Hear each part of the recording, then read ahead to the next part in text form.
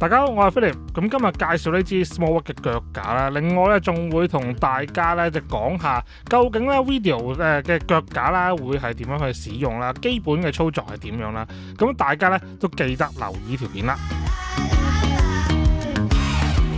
喺開始片之前咧嘅 Like、Share、Subscribe 個 channel 啦，有咩意見可以下面留言俾我嘅，咁有你哋支持咧，我哋會更加努力去做我哋影片嘅。咁仲有下面咧description 嗰度咧都有條 WhatsApp 嘅 group link 啦，又話 Telegram 嘅 group link 啦，咁大家有興趣咧可以入嚟一齊傾下偈嘅。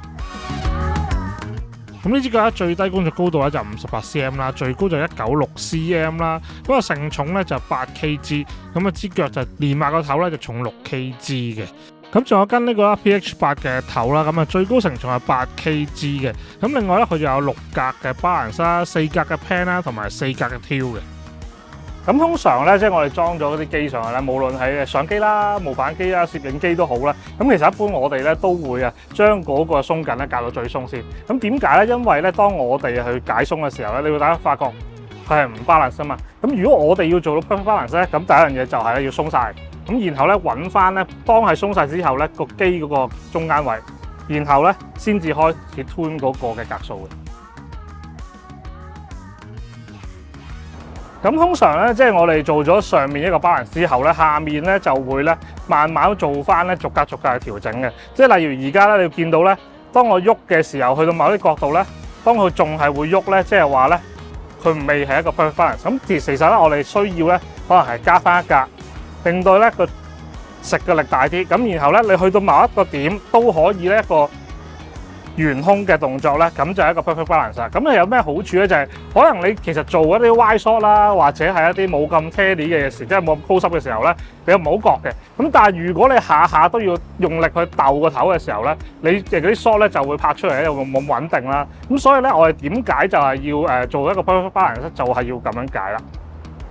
咁 PH8 咧本身都有淨頭賣嘅，咁因為佢係75mm 嘅碗頭啦，咁所以咧如果你本身嗰支腳架咧係75mm，又想買呢個頭嘅話咧，咁75mm就啱用噶啦。咁另外啦，即係當然佢有一個嘅碗咧就可以咧校到個水平，咁啊唔使咧用呢個咧腳嚟校嗰個水平啦。咁至於咧，如果我哋過分較大力啦，咁會啲咩情況咧？咁就係其實有啲人覺得我個頭大力啲，唔係應該會再勁啲咩？其實唔係啊，因為當你大力嘅時候，我當佢較到最重嘅時候咧，佢好彈嘅話咧，你係仲要用力去，又係去唔係鬥部機啦，你又去控制部機咧，你會令到咧一來即係你個 shot 啦，可能會好浮、好唔穩定啦。咁所以無論係佢輕咗啦，或者重咗咧，大家都要注意呢樣嘢。咁同埋有少少嘢都想同大家分享嘅，好多時大家睇到啲人話頭啦，又話自己食到6kg、8kg、10kg、12kg，其實除咗個數字之外咧，其實佢係點樣計出嚟咧？其實佢係講緊咧嗰個機身嘅中心點，其實同嗰個頭嗰個平衡位。咁如果你個機身個重心越高嘅時候咧，其實佢食嗰個 kg 越低嘅。咁大家可以睇翻，即係當然有啲廠商如果誠實咧，會擺翻個 chart 出嚟啦。咁就大家可以睇翻，究竟嗰部機有幾高嘅時候食到幾多 kg 啦。咁有啲咧其實就係絕對唔寫嘅，因為點解咧？佢淨係話俾你聽，佢最高嘅話，即係最能夠食到嗰一個 kg 嘅啫。咁所以咧呢個嘢大家去揀油頭嘅時候都要留意下啦。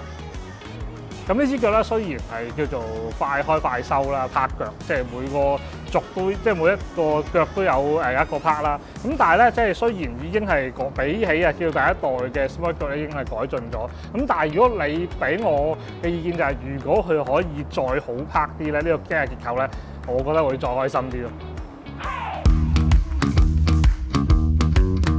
咁好多時咧，呢啲頭咧都有個安全鎖啦，即係我裝咗批之後有安全鎖。咁但係當然啦，即係如果佢呢個鎖唔記得鎖嘅時候咧，有樣嘢好重要嘅就係呢一邊咧呢個拍掣。如果你唔拍嘅話咧，其實佢會滴住嘅。咁呢個好緊要咧，大家唔會跌機咧，就係靠呢粒嘢啦。咁而家佢有呢個咧，就要撳住先可以彈出嚟嘅。咁亦都係塊批咧係用一個 Manfrotto 嘅標準啦。咁所以如果大家用開 Manfrotto 嘅標準嘅腳架啦，又或者批嘅時候咧，就可以統一翻咧個批咧唔使換，或者可以用翻你本身嘅批啦。咁本身呢隻腳咧就係跟咗一個地址啦，咁另外咧仲有一個中置俾你嘅。咁如果大家咧想穩定啲，即係利用地下一個摩擦力嘅話咧，咁就可以用翻個地址啦。咁如果大家想咧喺一啲即係比較甩得平嘅地方咧，咁可以咧裝翻個中置，咁亦都係咧原裝去跟埋嘅。咁呢樣就會咧方便翻即係大家去即係用腳嘅時候咧，即係唔使話特登要配多個地址或者中置啦。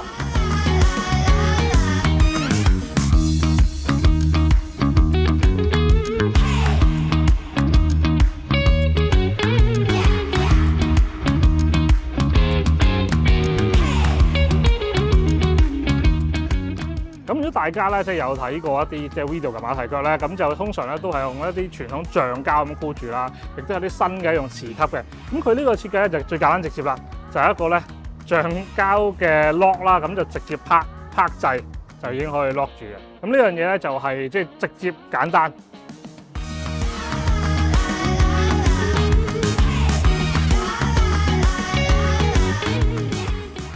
咁下一次咧講咧揀腳架最緊要抗扭性啦。咁啊當然呢支腳咧全開嘅時候啊，即係當然升到最高咧都有少少腍嘅。咁但係咧可接受嘅範圍。咁而去到咧 IF 嘅時候咧就非常之實淨，抗扭性好高啦。咁呢樣嘢咧都可以咧，大家如果自己有腳架嘅話咧，或者出去睇腳架咧，都可以試下呢個抗扭性咧，就知道咧支腳架實唔實淨啦。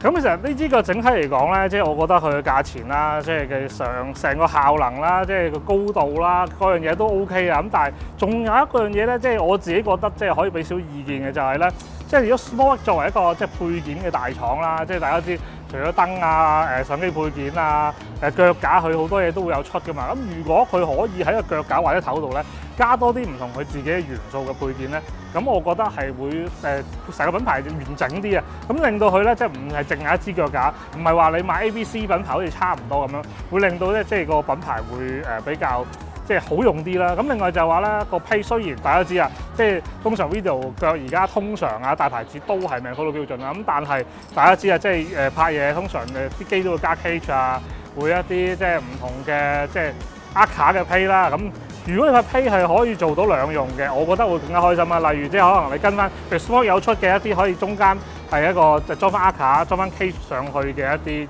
嘅位咧，咁我覺得咧會大家會開心啲咯。咁你 Smallworks 咧，即係佢出呢支腳架咧，即係我試完之後，其實都有進步啦。因為其實如果以由下頭計啦，即係喺呢個龜嚟講咧，其實就都 OK 嘅啦。即係佢起碼佢教嘅 balance 啦，又或者去做一啲 smooth 嘅動作咧，咁都算係呢個價位嚟講咧，都算 OK。咁其實我最中意呢支腳咧，其實因為佢夠高啊。咁當大家啲唔同廠商仲喺度爭奪緊一啲即係叫做單管嘅 video 腳嘅時候咧，即係佢出翻一啲傳統嘅即係多管嘅呢啲 video 腳咧，都係一個即係佢自己獨特嘅嘢嚟嘅。咁另外就係佢當然夠高啦，即係差唔多成2米高咧。咁呢樣嘢對於一啲可能影 event 啦，又或者需要啲好高嘅腳架嘅時候咧，咁呢啲腳咧就會比較啱啲。咁但係你話即係有冇即係講咁多好似好咁樣，但係有冇即係可以改進嘅地方咧？即係我自己覺得有嘅。喂，係擰唔到。咁唯一咧呢支腳架咧比較棘嘅位置咧就係你知大家而家夏天啦，咁我自己有大汗啦，咁咧佢咧即係嗰個鉸 pan 同埋鉸挑嗰個咧，即係因為佢冇橡膠度啦，純金屬啦，咁所以咧就有機會跣手啲嘅。咁但係咧室內用或者唔出汗啊冇汗嘅時候咧，其實係正常嘅。咁啊純粹我自己跣手嘅啫。咁啊但係咧呢樣嘢咧都係覺得可以咧，如果可以加橡膠落去咧，絕啲改進下咧都係比較好嘅。咁今日就講住咁多先啦，咁有咩意見可以下面留言一齊傾下嘅，咁我哋下次再揾其他嘢同大家試下啦，拜拜。